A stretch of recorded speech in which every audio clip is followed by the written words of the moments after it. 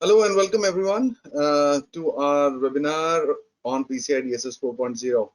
And I thank everyone, all the participants to be there, always turning up in huge numbers, and especially this time, at this evening hour and coming up to the weekend. And so thank you again for being there. And so this time's webinar is a follow through of our last webinar, which has been on the introduction to PCI DSS 4.0, which was recently released. And that time, as I'm sure that you know, that we had the Associate Director from the PCI Council, Mr. Nitin Bhatnagar himself gracing the occasion and sharing information. And so then there were, after the webinar, there were a lot of requests, that is, people were very interested to know specifics about the changes in the standard, because Mr. Bhatnagar, of course, gave a great view on what is PCI DSS 4.0 and what can be expected. But what more than that? So that is where the requirement came and people wrote in, and that's where we formalized and scheduled out this new webinar on PCI DSS, getting more specific to the subject in itself. And so that's the summary of requirements that I'm sure that you got it with the invite on PCI DSS on this webinar in itself. There's the scope of the standard, overview of PCI DSS 4.0 and the requirements and the updated requirements under PCI DSS 4.0, and finally a quick view on PCI DSS Readiness Assessment. Of course, this webinar will not cover all the steps to conduct a PCI DSS 4.0 Readiness Assessment, but it'll at least touch on the basics. So going ahead, I'll not spend a lot of time on giving an introduction. So for those of you who are attending the webinar, if you attend it fully, you can claim 1 CP point for whatever certifications you're doing, whether it is PCI, QSA, or whether it is CISA, CIRES, CISSP, whatever you might at CSM or whatever. So you can use 1 CP credit to that effect, but you have to attend the webinar totally. If you drop out midway, I'm sorry, we'll not be able to attest it. So for free informative resources, this is almost our 60th webinar that we are doing, and we have been doing it almost very diligently for the past almost 5 years, and all our content and more is hosted on our YouTube channel. And our YouTube channel is probably one of the most viewed channels in our field, all right? Not like otherwise. In our field, it's one of the most viewed channels. We have more than 2,000 subscribers, and all the content is free. All the content is free. It's not just these webinars, but also more information on a lot of videos that we release. One video a week, that's something that we release on Ask the Experts and so many other areas. So that's a YouTube channel, so feel free to subscribe and again click on the bell icon. And of course, as you go along, feel free to drop in your queries. That's the best part about attending our webinars. Feel free to ask your queries, and we'll be more than happy to answer it live for you. Typically, there are tons of questions, so I cannot really take up all the questions together. I hope you understand. So, but I will be answering all the queries directly once you drop it in the query box, because it stays there. So I will take the time to answer you on that. And that's about me. I have spent more than 25 years in the industry. I'm myself a PCI QSA, QPA, SSA, CISA, CSSP. I have my own company, VISTA InfoSec. Quite a few of the attendees, as you can see, are already our clients. So thank you again for gracing the occasion. And my company has been there, VISTA InfoSec, for the past like 17 years. And I have my dear colleague, Viraj Kulkarni. He is a very dear colleague of mine. We work together, same company, and he's been there in the industry for almost like 15 years. He specializes in PCI DSS. Rather, he works more assignments on PCI DSS than me, because I do run the company also. So, so he is. So I got many other things going on. But Viraj is having a ton of information, a wealth of knowledge, and very humble, very wonderful person. That's about him. And he's worked across the world, and in the US, Europe, APAC, whether it's PCI DSS, GDPR, FISMA, HIPAA. He works on many standards. He himself is a CDPSC, ISO 27001 certified, and again, a wonderful person to be with. So Viraj, welcome, and thank you for agreeing to come to the webinar and sharing your experience. Thank you, Naren, and bestowing this opportunity. Thank you again. It's been always a pleasure, Viraj, interacting with you. As a company, we are there worldwide. We are there in US, UK, Singapore. We're there in Middle East. Of course, we're there in India too. And we are ourselves, as I said earlier, QSA, QPA, SSA. We do, GDPR, HIPAA, software and stuff. That's our service portfolio. Again, that's the last slide about us. Don't worry, we are not be spending a lot of time on, talking about our company. We are there in compliance, governance, regulatory, privacy. We don't sell any products. We are totally vendor neutral, and of course the VA, PT, and tech assessments and stuff. All right. So at the end of this webinar, there will be a survey request. So we spend a lot of time and money literally on doing these webinars for free, and so your 2 minutes would be highly appreciated to give a very critical feedback, positive feedback, updates, whatever you want to say about your experience and what you can do to make it better. And even future webinars, you can always contribute. And most of our webinars is based on what people write to us, that this is what they want to be covered. So we do it, ask and you shall receive, right? So starting off with PCI DSS 4.0, of course, I won't get into the basics of it. What is PCI and stuff? If you want more, you got my YouTube channel. You can go there, head to the playlist of PCI, and there's dozens of videos on the basics of PCI, scoping, WaveSat, SSF, QPA, so many other areas of PCI DSS and GDPR, PCI and ISO. So many areas are there. It's there on our YouTube channel. So with regards to PCI DSS 4.0, it's the latest release standard of PCI DSS, the much anticipated. And as a person, personally, I've been involved with PCI DSS since 2008, version 2007, I think. Yeah, version 1.2 was there. I forget the year actually. And since then, in my personal opinion, this is, there are of course almost yearly PCI DSS gives out updates to the standard, unlike other standards. But PCI DSS is very much in tune. But 4.0 is really a paradigm shift. Many, it's like an overhaul of the entire standard in itself.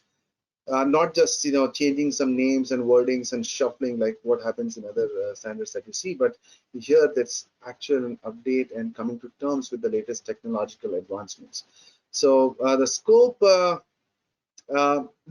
we put this slide because in the previous slide, many people asked, actually in the previous webinar, people asked, has the scoping requirements changed with PCI DSS 4? In my opinion, how you define the scope has still remained the same. Viraj, what has been your experience? You've done a lot of reading on the standard, and of course we are you and I together working on a few more assignments on PCI DSS 4.0 directly. So what has been your experience with regards to the scoping requirements? Do you think something has changed major that you would like to share? Yeah, see, the major change, I would say, as you know, the scoping is very daunting task. The major change is like scoping is documented, has to be documented whenever there is a significant change. So that is like earlier it was like I have some of clients saying, okay, the environment is same as last year. Now, whatever, they have to be very careful what they say. It is because has to be in black and white now. So that's a major change, I would say. Yeah. Very true. Actually, documenting it properly, appropriately, even reviewing, right? For service providers once every 6 months.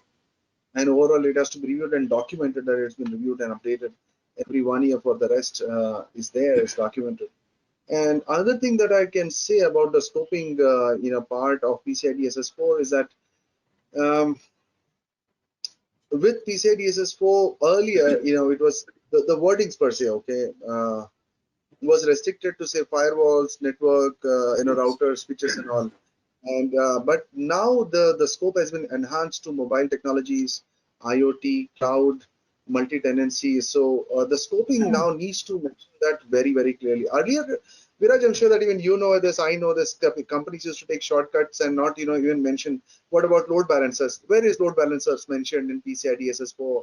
So now, of course, in the spirit of the standard, any sane company would document it and do it because it is a part of network security, but companies should still try to swarm through it, right? What do you think about that? Exactly. So that has been always a challenge. Like you said, it's an automate that standard doesn't require that to be, and it is like now network devices. So it's if it is if the load balancer is there in the scope and we ask for evidence, definitely it is required. So yes.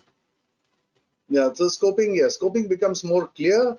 And other thing, friends, is that you look at the standard, and there is the 12 requirements remains the 12 requirements, but the wordings has become more clear, more Very appropriate, clear. very very clear, very precise. And see, look at the way it's written: install and I maintain would network. say it is clear. At the same time, it is holistic also. Like in requirement one, most of the it was like talking about mostly firewalls and routers in 3.2.1 specifically. Evidences, but again, it says that it is replaced by network devices. So network devices means all network devices, whether it is WAF, load balancer, it could be any network. So, sorry to interrupt. Yes. And see, look at the way: apply secure configuration to all system components, protect stored account data. The wordings have changed. Protect cardholder data with strong cryptography during transmission or open public networks. So, number 5 was typically like the antivirus thing, antivirus requirement. Now it is protect all systems and networks from malicious software. So it has become more pervasive, more holistic, more comprehensive, and even takes into consideration new network technologies that would definitely come up in the next few months. So that's the beauty, like the way the standard has evolved to absorb the upcoming payment challenges. So look at the restrict access to system components and cardholder data by business need to know, identify users and authenticate access to system components, restrict physical access to cardholder data. So it's become much more pervasive and more comprehensive, more holistic, as Viraj very well said. So jumping directly into it, for which every one of you have come, that is to understand how the controls have been rewritten or restructured. So we'll jump directly into it. Requirement number 1. Wow. So as we mentioned earlier too, just the principal requirement title has also changed. So network security controls to reflect the focus on network security controls. So the words firewalls and routers is now network security control. So anything and everything which is concerned with network security, it could be IPS, MDM, you name it, that you have it in place, IDS, IPS, whether it is DLP solutions or whatever, it is covered. Even your honeypots and all that you might have declared, deployed in the network, in your payment network for protecting your card data is now coming under it. So, yeah, Viraj. So, what other major changes do you see is happened in this, requirement number 1? Yeah, as you rightly said, I didn't see any new requirements here, but again, the wording has definitely changed and the subsequent practice will change. Now, the firewall and routers have been replaced by network devices. So all the evidence, including the network devices, or for all devices, we need to collect. So that is one of the change. Then some of the requirements have been removed, like Yeah, 1.4, it was removed. So it was redundant. There are many like instances. yeah. So they have removed it and basically club it to some other requirements, not in one, but other requirements. So that's a change in the in requirement one. Though there is no Yes, new yes. requirement introduced. And reviewing the configuration of network security control at least once every 6 months. So this, I believe, personally, friends, will make a big difference, because we are currently auditing major enterprise customers and all, and so they have WAVs, SIM, DLP, and all these things. And this particular requirement, 321, earlier to speak about only firewall and routers. So when I would ask them, when was the last time you reviewed the use cases in your DLP or in your SIM or in your WAF or the signatures in your IPS? They would say it's not required. In requirement 1, there is only firewalls and routers. Of course, then I would push back and speak to the management and say this is a part of a network security control. But see, now I need not do that, because as per requirement number, say 127, 1.2.7, network reviewing the configuration network security controls at least every 6 months, once every 6 months. So now everything, so they have to get the configuration of a DLP, your SIEM, your IDS, IPF, MDM, you name it, you have to do it. It's a part of your network security controls. Ask yourself, when was the last time you got that thing reviewed? When was the last time? Nobody ever does, right? So it's basically only your firewall review report. That's like the line item in your requirement listing, firewall review report. So now it is gone and evolved much beyond that. So 1.2 again removed some null requirements. Okay, intent, clarify the intent on securing, because see, what does he mean by clarifying the intent? Earlier there were gray areas. I cannot get into each and every requirement over here. So, but the gray areas which was getting used by or misused by some companies, as PCI has very effectively plugged in the gaps. So, yes, Viraj, anything on this one? 1.2, 1.3, anything that you see that you would like to mention beyond? No, like I said, they have removed it and they have clubbed it together. So there's no new addition. Just made Nothing it. major. I think the most major was the clarification on network security control. Man, that changes the game. That Yes, really. importantly. I mean, the entire, like, I was like, even if there are 10 firewalls, for example, scoping the firewall, I know it. If the standard asks for a firewall, and even if there are 50 firewall, I'll need to collect only firewall samples. This entirely changes, like I said. So all Yes. configurations, firewall Yes. switches, also. Even your DLP, even your DLP. SIEM, even your MDMs, even your your IDS, IPS, honeypots, everything your configuration needs to be assessed. Yeah, so that really makes a big difference. And now coming to requirement number 2 again. See, the number 1, as we saw, for all the requirements, it is updated the principal requirement title to reflect that the focus is on secure configuration in general and not just on vendor supplied defaults. So secure configuration in general, and not just vendor supplied. So because the title earlier was ensuring that vendor supplied defaults are not used. Because when I first read the PCI standard also and that title there, I used to think just this one point is there in all this requirement, which was not the case. But now with this updated title, it makes a big difference. So it basically So says if you are using it, earlier it was not there. Earlier it's like disabled or removed strictly. It's a mandate. So now what I see here, it is slight of a liberty that if you are using it, how you are ensuring that they are protected? How do you manage it? right, right. Yes, how they are protected, how they are taken care of, and the requirements have been split.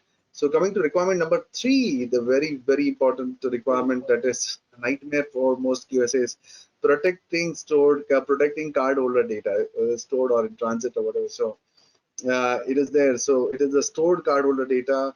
A new requirement is there to address SAT, that is sensitive authentication data, which consists of track data or CVV data, CV1, CV2. So protecting that is again okay. One point I missed to mention is that many of the new requirements, unless specified directly, is applicable from March 31st, 2025. You have 3 years to go, right? So you have 3 years to go. So it is very important that you take that into consideration and ensure that you are not implementing over and above. So if you are ready, first of all, I would not suggest that you wait till March 2025. If some of the controls are ready, just do it right now. Don't wait for the last minute. So maturity is there in your organization. That said, there are a few controls that is mandatory, means you have to make it happen right away, and we'll see that summary also as we're near the end of this webinar. Yes, yeah, Viraj, what else you have noticed and you would like to give that as watch out to the viewers? Yeah, so requirement 3 is basically they have added the roles and responsibilities for the controls effectively. Then there's certain controls for storage of SAT prior to completion. So that is again a best practice. So again, these are the evolving requirements, and I think the major controls are like it's a clubbing requirement. I think they have clubbed one of the requirement into 3, like 12.3.10. Right, right. Yeah, so that is more about preventing copying or relocation of PAN data when using remote access technologies. Yeah, so that ideally should have been a part of requirement 3, so they have shifted it to here, right? Right, that's right. Okay, now there is some clarity on 3. 3.5.1.2, which is with regards to, am I audible, Viraj, or no? Yes, yes, audible. Yeah.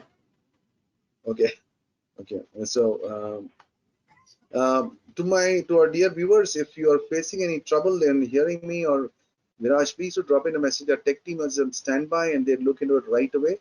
Yeah. We would like you to make the most of this time that you've put up for the webinar, and in any way that we could make this a better experience, we'll be more than happy. And as I said, do drop in your queries in the chat box, and we'll take it up right away.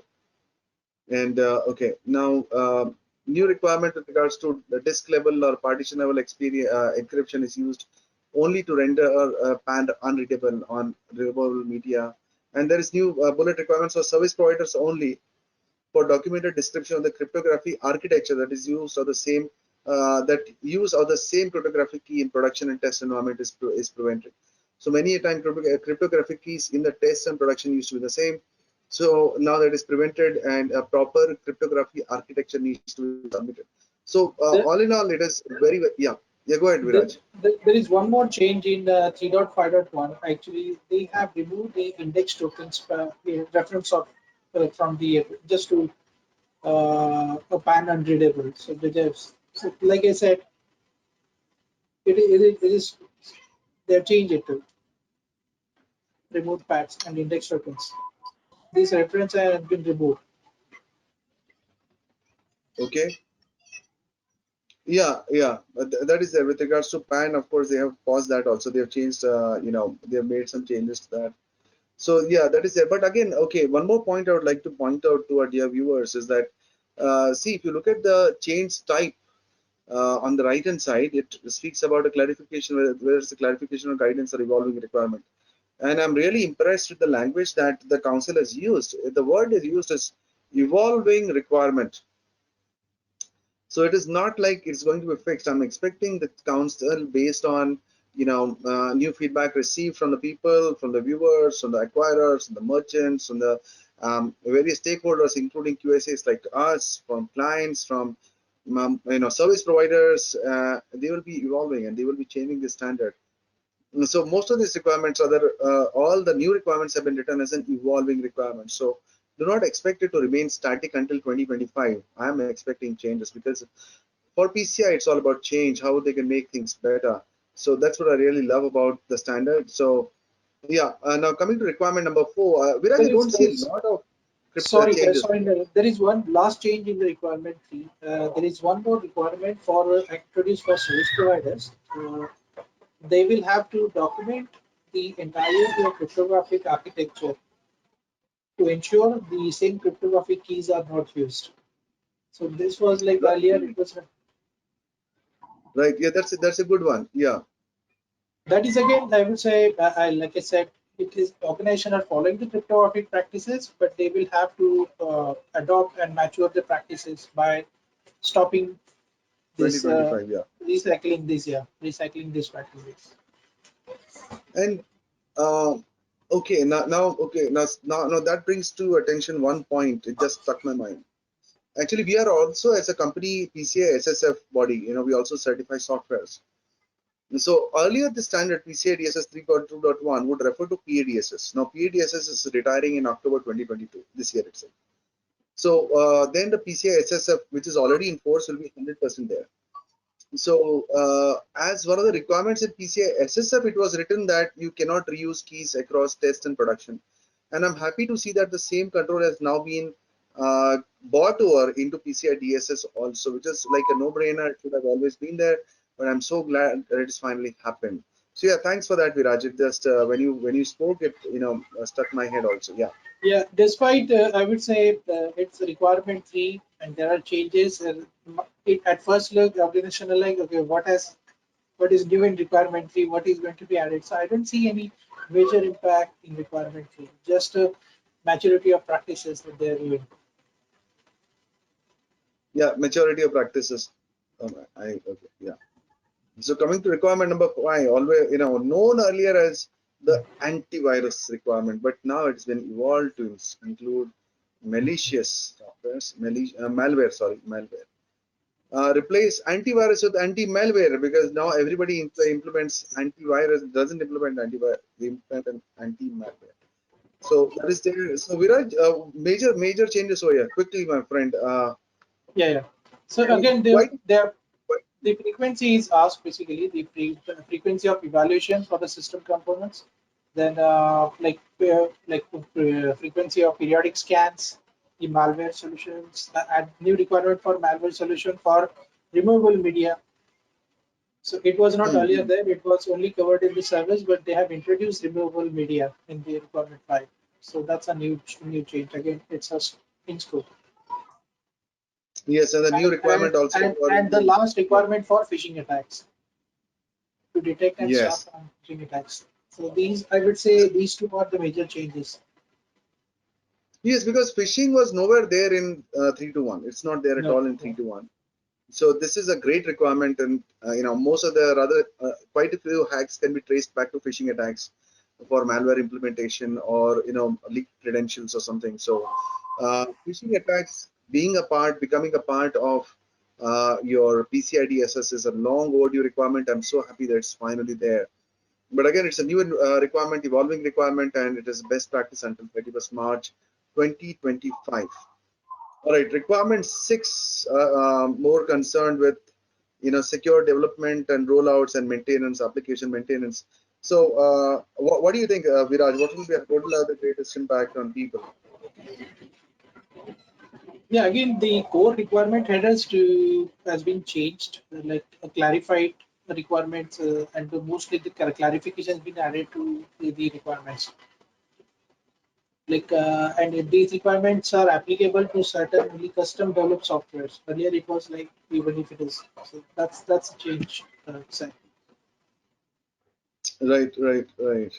Then also one more requirement is organization will have to maintain the inventory of new softwares, developed softwares, or whatever tools that you use. Earlier, it was not documented. It was like now the council has asked mandate documented whatever is like code review or code review softwares or anything that they use in developments.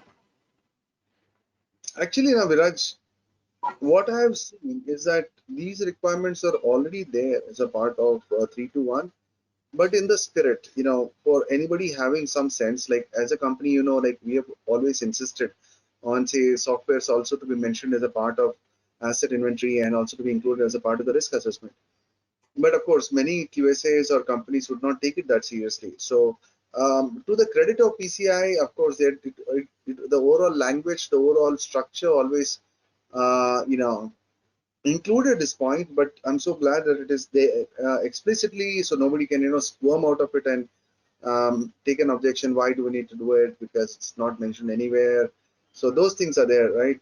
What do you think? Am I right in saying that, Viraj? Absolutely, absolutely. There is one more change. Earlier, it was for the automated detection, web-based attack detection. It was like manual technique and automated. Now, they have removed manually and will have to implement the automatic techniques. So that is again the change. Right, But again, right, right. existing requirement, but the wording has changed. Yes, yes, very well said. It was an understood requirement, but now the wording has become more precise. A much needed requirement, in PCI. Yes. Maybe the industry practices manual technique does not fulfill that much, and automated techniques has a different attack signatures like behavioral, then signature based. So that is why it Yeah. introduced. Yes, yes, true, true. So, okay, now coming to requirement number 7. Um, yes, actually, this was a fairly easy thing, and but understand one thing, guys. New requirement for roles and responsibilities. Requirement is effective immediate. So all the changes, guys, in roles and responsibilities in all the requirements is effective immediate. So not all new requirements are best practice as you see over here till 31st March 2025. But it is there for these roles and responsibility changes were there for you to do it immediately, are required to be done immediately. So what about this requirement, Viraj? What is your views See, on this? again, the roles and 7. responsibilities is one part. Of course, they have added a new requirement for the review of all user accounts. Earlier, it was not there. The user accounts are Yes. reviewed. So they will have to document it. They will have to review it. And of course, the privileges. So they will have it becomes a documentation now. This from PCI. Right. Yeah, Of course, related. this Actually, include again, the it was understood, brother, as a part of the entire spirit of UER, user entitlement review or user access right review, UAR or whatever you want to call it. Even in 3 to 1, as you know, we used to insist our clients to do it because it made sense. And you don't need, you did not be spoon fed that requirements. But of course, clients would always be arguing, not always, most of the exactly. time they are arguing.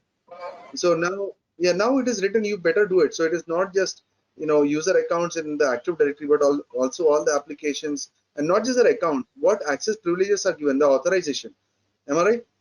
Yes, absolutely. Yeah, even the access privileges and authorization roles needs to be validated, which will make things very difficult. That's where, I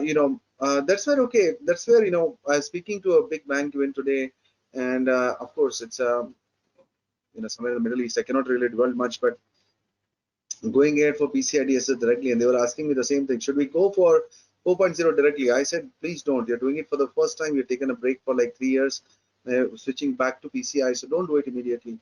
Just take it, just take it some time, because you jump directly into it without the right maturity, it might create trouble. So that would be my advice to everyone. In case, unless you're very, very sure about your maturity levels, do not make the mistake of jumping into PCI 4 directly. Of course, it's not like not doable or something, but that would be my personal opinion. So until do a readiness check, and then you can perhaps think about shifting into 4.0 maybe next year, but this year or maybe at 23, don't do it immediately. That would be my personal advice. Again, nothing wrong with the standard, please. Absolutely nothing wrong with the standard.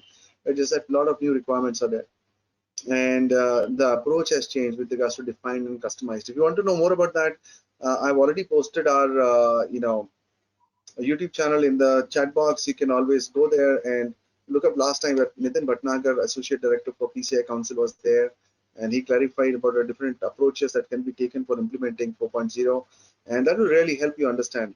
So anyway, moving ahead, requirement number 8. So standardized on terms, authentication factor, and credentials. For again, in all the requirements, guys, roles and responsibilities have been clarified like anything, and it's mandatory immediately for all 4.0 assessments.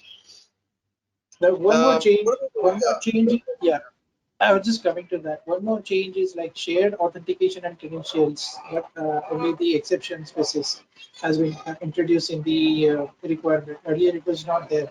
It was covered as some part, little part at the end of the 8 requirement date, but again, that is like have extensively used now.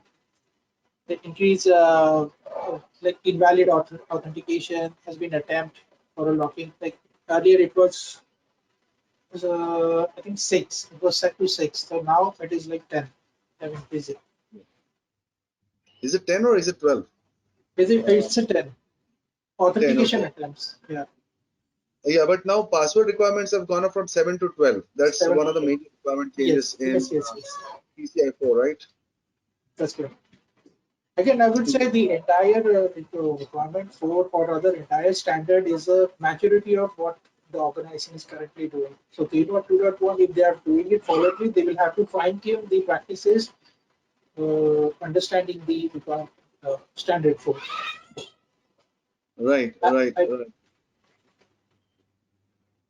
So yeah, this is most for the authentication, access management, and of course there are in this requirement there is also the mention of how you are going to manage your privileged identity management system, your PIM PAM solutions, whatever, your IPAM, whatever you want to call it, and again that is also included as a part of your network security controls. So earlier people used to squirm out that no, this is not in scope. Of course it's in scope, and you better do the UER for that also. So yes, so quite a few requirements have changed, right, Viraj? For requirement 8, quite a few pages exactly. have been. Yes. Yes, and again, yeah. Go ahead. Sorry, go ahead. No, you. I'm okay. Okay. So just to clarify, this document that you see on the screen, ladies and gentlemen, is all for that we took taken from the PCI Council site. This is not something that we have made on our own.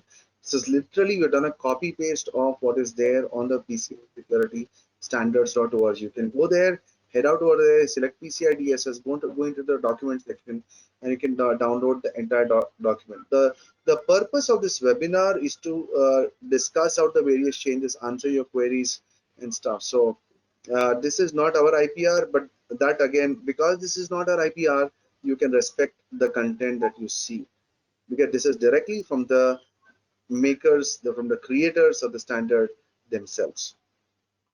So moving ahead, quite a few changes are there. Not see now look at 862.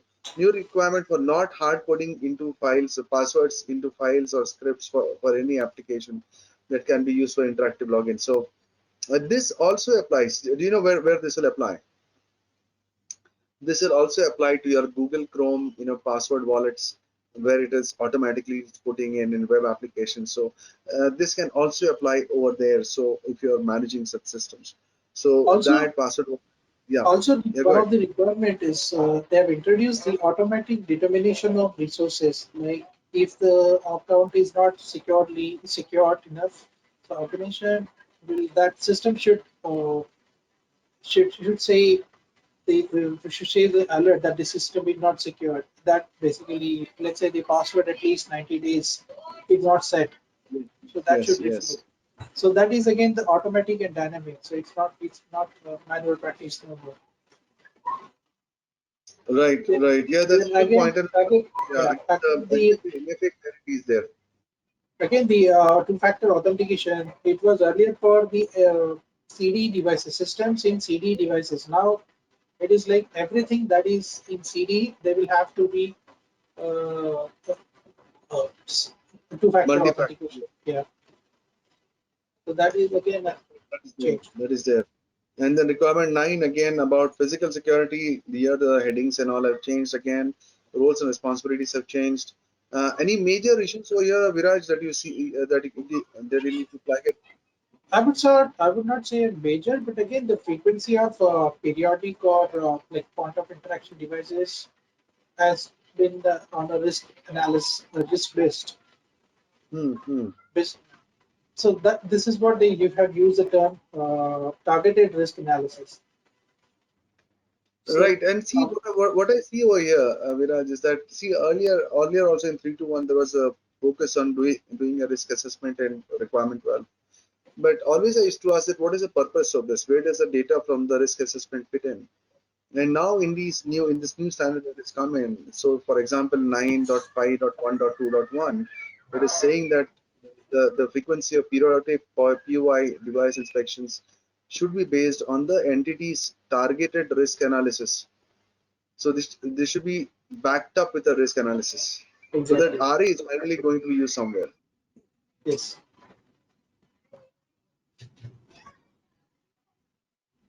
Okay, requirement 10, the painful one about logging, monitoring, reporting, log correlation and stuff. So this is also Again, quite a bit actually. It was anyway a very well thought of structure earlier, but I think they have made it better in this time, right, Viraj? What would you say? yes, absolutely. Like introducing automated mechanisms. So whatever the manual practices being followed in earlier, they will have to gradually stop. I'm not saying abruptly stop, but they will have to stop now. So for automated mechanisms to perform log audit reviews. Again, the term called targeted risk analysis to define frequency of log reviews.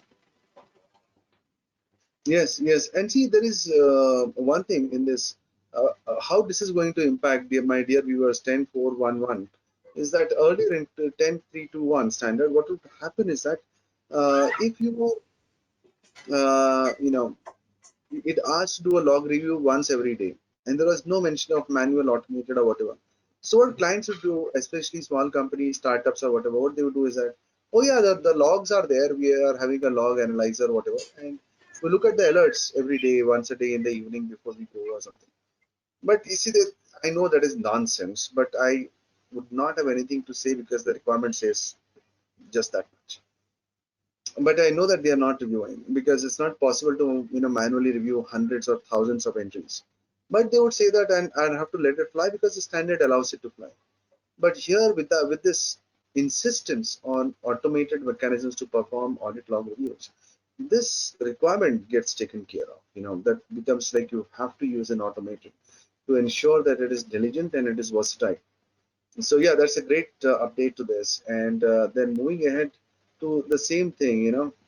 Earlier, it was for even for requirement 10 also. Earlier, it was like administrative practice. I remember there is one control which says automatic review or reviews are performed for the policies. So that's an administrative control. So slowly they are graduate maturing the standard. So this is what we see in the terms of procedure. Perform audit Yes, log reviews.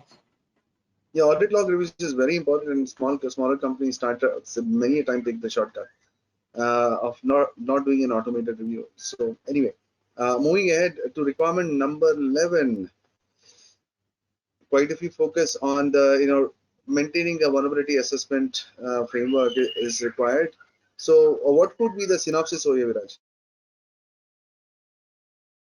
See again the roles and responsibilities have been introduced, newly introduced. The needs to be kept. Then again, for the requirement for service provider for external penetration testing. Now that service provider will also undergo penetration testing. Yeah, sorry, multi-tenancy would be like the cloud providers, Dependency. right? So Exactly. Yes. 11.4.7. So AWS can no longer say that we don't allow penetration testing to be done. That was a challenge. That's a relief challenge also.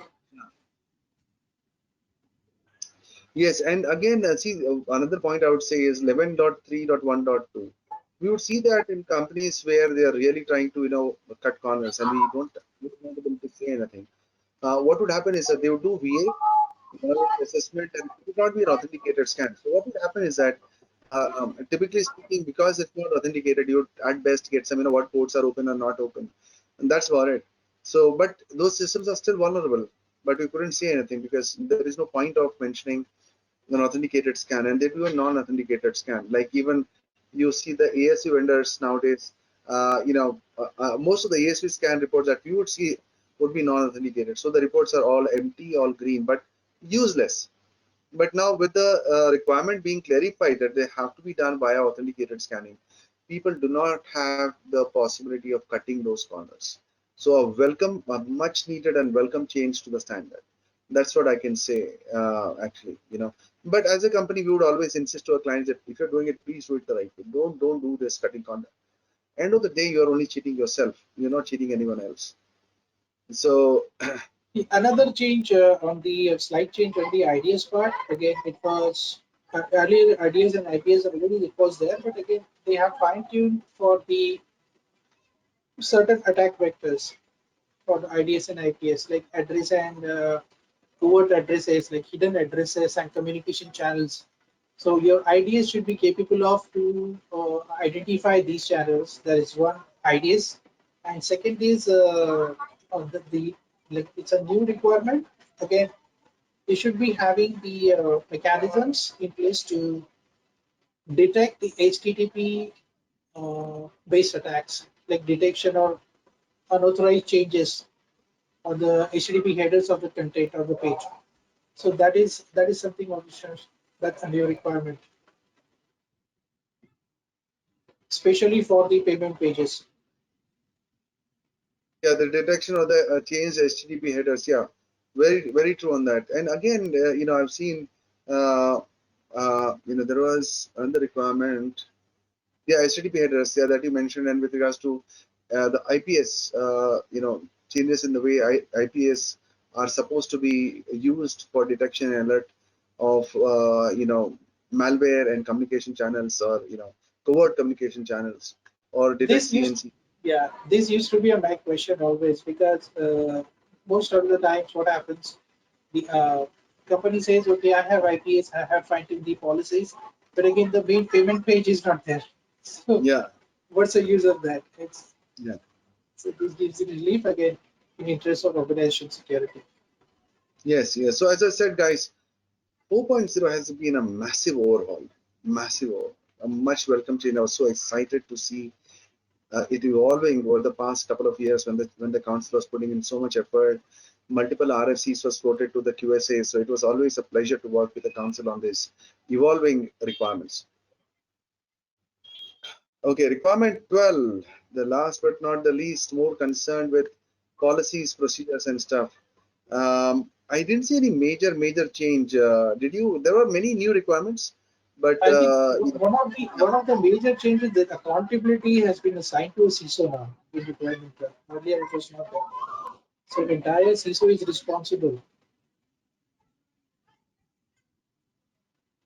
yes, yes, that is there. And again, this 12.3.4 new requirement to review hardware and software technologies every 12 months. So it is not just reviewing the configuration, but even your hardware and software, whether it is appropriate for your, your infrastructure, your setup. So many a time, rather not many times, few times you've seen real outdated That has firewalls. been that has been our challenge also. This basically nothing but the asset inventory has been reviewed.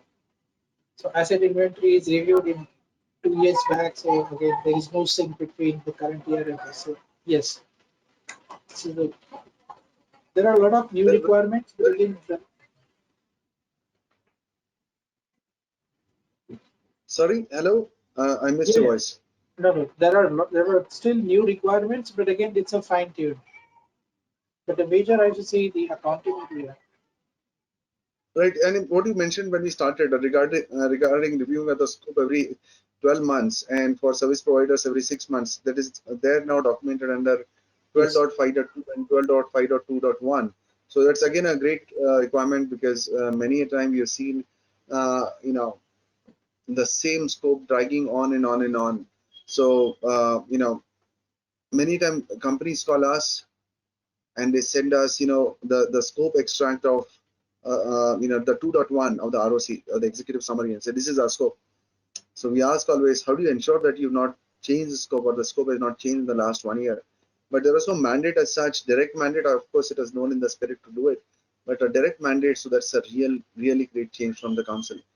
there's Um, one more change from the training and awareness perspective. The training was focused on overall the organization training, but in the current 4.0, it has introduced for the threats and vulnerabilities that may affect the CD environment specifically.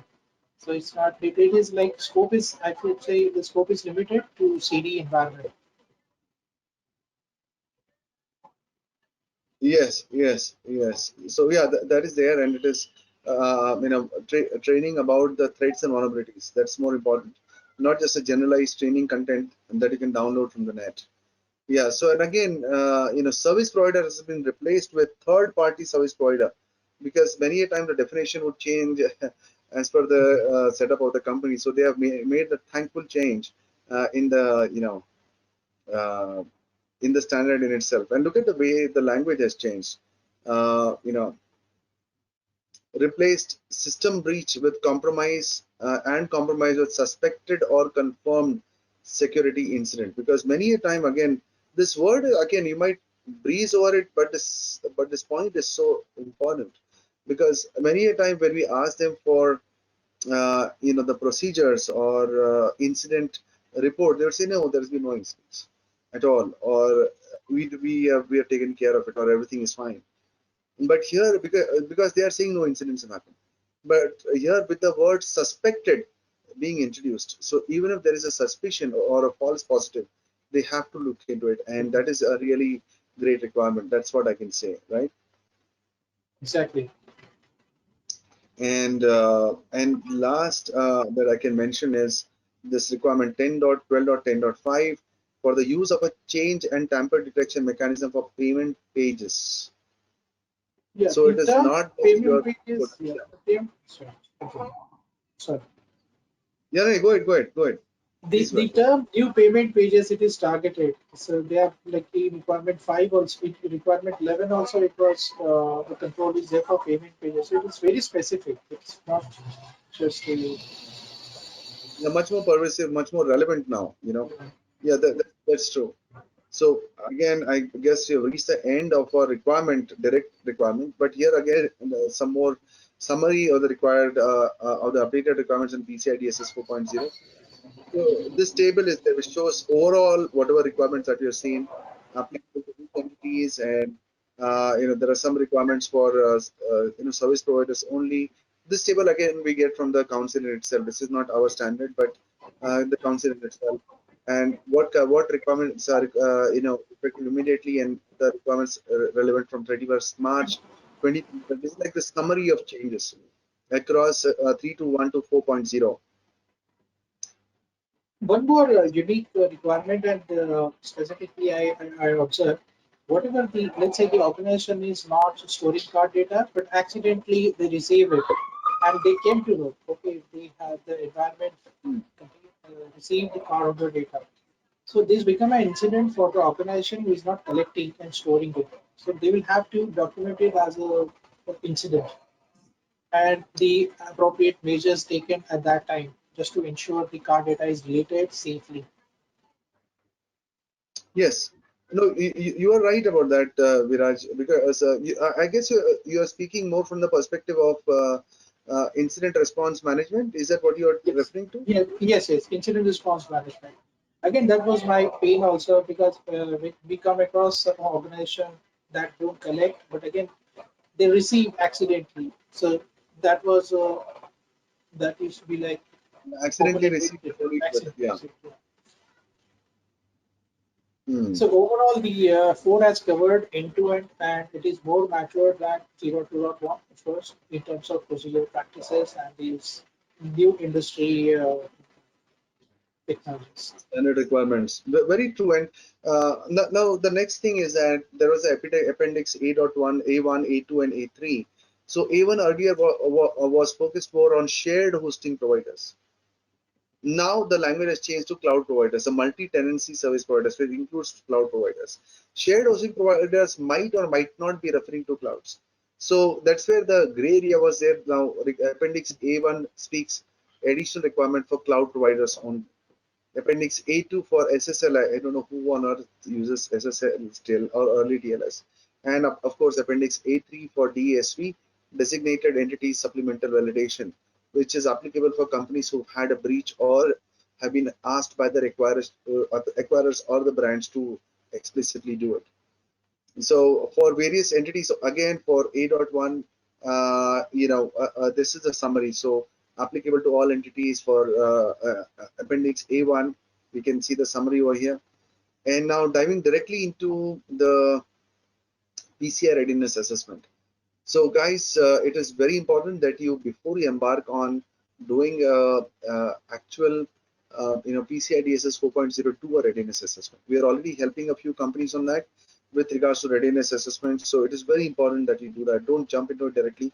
By readiness assessment, so see, for example, we finished a major company on, say, in March, April, we finished a very, very big, large enterprise customer for PCI 3.1. Immediately, they have hired us from June effective to do 4.0 readiness assessment. We'll finish that readiness assessment by, say, June, July, and then maybe by they'll use the next 3 months, August, September, October, for doing the remediation. Then in November sometime we'll do a pre-assessment, and then again start the final audit in Jan for 4.0. But again, in the readiness assessment, you can identify what controls of the optional, not optional, rather good to have controls. It is mandatory from March 31st, 2025 that you want to do right now, what you want to defer till March 2025 of 31st March 2025. And again, how you are going to implement the immediately applicable controls of 4.0. Some controls you might want to use the customized approach, the defined approach. So which ones would they be? So again, as a word of advice, work with your QSA. If you don't have a good one, you can always reach out to us. And we can help you with it. So get an in-depth review for existing before you move for PCI DSS 4.0. It's not going to be that easy. So again, if you wish to learn more about 4.0 requirement or have more queries explained, actually we have quite a few questions, but we are like over 1 hour gone. And thank you again for everyone for being there. So if you wish to learn more, do drop us a line. You can go to our site, VISTAInfoSec.com, go to book free compliance consultation, and we'll give you 15 minutes free compliance consulting as a thank you note for attending our webinar. So so Viraj, any closing thoughts on this? Thank you again to everyone for sharing your time. Viraj, any closing thoughts before we end?